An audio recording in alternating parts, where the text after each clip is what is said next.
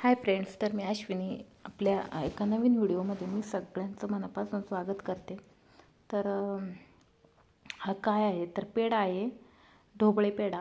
तर आमचं सरनेम आहे ढोबळे आणि ढोबळ्यांचा हा असा स्पेशल पेढा आहे.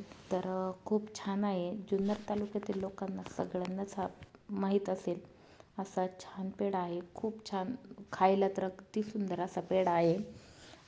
नक्की जर कधी येणं झालं तर हा पेढा इथून घेऊन जा. अगदी स्टँडच्या उजव्या हातालाच जो आपला ह्याच्याकडं रस्ता जातो ना, स्टँडकडं आपण म्हणतो, तिथेच दुकान आहे. कोणाला विचारलं तर कोणीही सांगतील. छान असं पेढा आहे. मस्त असं हे पेढ्यांचं बॉक्स मला आलेलं होतं. तर आमच्यात असणारे काका ते मुंबईला असतात. तर त्यांनी मला हे घरी अगदी पाठवून दिलेलं होतं ढोबळे पेढ्यांचं. तर तेही आपले व्हिडिओ पाहत असतात. तर थँक्यू काका.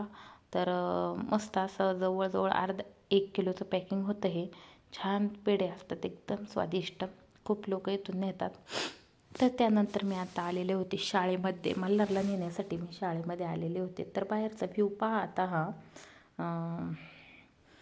छान असं सगळीकडे पाणी झालेलं आहे. हे नदी नाले असं तुडुंब भरून चाललेलं आहे. मे महिन्यात पावसाची सुरुवात झाल्यामुळं खूपच लवकर असं पाणीच पाणी सगळीकडे झालेले आहे. ओला दुष्काळ म्हणावा लागेल अशा पद्धतीत आहे.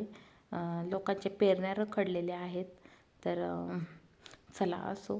तर छान गाईगुरांना खाण्यासाठी चारा उपलब्ध झालेला आहे. तर अजून एक सांगायचं आहे की हा जो रस्ता आहे हा खामगावकडं जाणारा रस्ता आहे. तर त्याची ही वीस आहे. तर छोटी छोटी मुलं आहेत. चाललो आहे आता आम्ही शाळेतून घरी मल्हारला घेऊन मी. तर जिल्हा परिषदच्या शाळेतच मल्हार शिकतो आहे. आत्ता तो इयत्ता 2रीमध्ये आहे. तर ड्रेस अजून काही त्यांना मिळालेले नाही आहेत. या पद्धतीचे असे ड्रेस असणार आहेत. वरती येते आकाशी असं म्हणजे शर्ट, आकाशी पण डार्क नाही, डार्क असा कलर असा आहे. मुलांनाही शर्ट आणि पॅन्ट अशी येते. तर त्यानंतर आहे ना, संध्याकाळची वेळ आहे. आता आम्ही आमच्याकडं असलेलं माणिकडोह धरण सुप्रसिद्ध असे हे शहाजी सागर जलाशय आहे. तर त्या परिसरात आता आम्ही चाललेलो आहोत. तर पाऊस येत होता, पावसाची रिपरिप होती. पण छान असं आपलं म्हटलं चला येऊ फिरून. तर तिकडे चाललेलो आहोत. तर ही जी दिसते ना, ही धरणाची आपली भिंत आहे. आणि येथेच आपली जलविद्युत निर्मितीसुद्धा याच बाजूला होते. तर हा रस्ता आहे. आता या रस्त्याची थोडीशी अवस्था बिकट झालेली आहे. पण जो वरती जाणारा रस्ता आहे नाणेघाटाकडे, तो सुस्थितीत आहे. इथं जरा रस्ता बेकार होता. तर चाललो आहे आता आम्ही. तर तुम्हाला दाखवते मी धरणाचा परिसर. तर आपल्या धरणाचं नाव हे आपल्या गाव म्हणजे माणिकडोह धरण असंच आहे. परिसर खूप मोठा आहे धरणाचा. आत्तापर्यंत तर काही ऐकलेलं नाही आहे का ते 100% असं झालेलं आहे. कारण धरणाचं पात्र परिसरच खूप असा मोठा आहे. अगदी वरूनपर्यंत इथं आपल्या इथं हे धरण आहे. त्यानंतर कॅनलद्वारे आणि नदीद्वारे, तर नदीचं नाव आहे कुकडी, तिकडं आपलं हे पाणी जात आहे. तर लवकरच पावसाळा सुरू झाल्यामुळे ना सगळीकडे छान अशी हिरवळ झालेली आहे. वातावरण पाहू शकताय, खूप मस्त वाटत आहे. अजून तर पुढे जेव्हा आपण वरच्या परिसरात जाणार, भात लागवड वगैरे होईल त्यावेळेस तर खूप सुंदर वाटेल इकडचा परिसर.